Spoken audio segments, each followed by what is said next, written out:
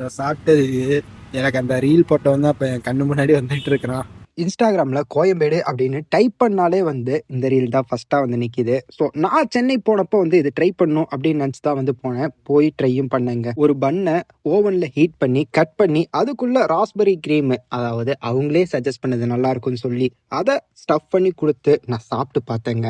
First பைட்லேயே முடிவு பண்ணக்கூடாதுன்னு 200 பைட்டும் போனேன், 200 பைட்டு கூட போனேன். ஆனால் எதுலேயுமே வந்து அவங்க சொன்ன அந்த டேஸ்ட்டே அப்படிங்கிறது கிடைக்கல.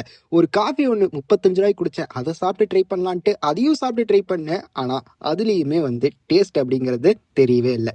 இதை சாப்பிட்டது எனக்கு அந்த ரீல் போட்டவன் தான் இப்போ என் கண்ணு முன்னாடி வந்துட்டு இருக்கிறான்.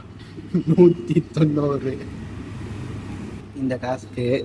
புரோட்டா 3 போடுவோம்ல, 3 கடை, அது ஃபுல்லாகவே முடிச்சிருக்கலாம். கரூரில் 10 ரூபாய்க்கு பீஃப் வடையும் கிடைக்குது, 190 ரூபாய்க்கு மண்ணும் கிடைக்குது, சிக்கன் 120 ரூபா, அது 10 ரூபாய்க்கு வடை தராங்க, மண்ணு 5 ரூபா, 190 ரூபாய்க்கு கொடுக்குறாங்க.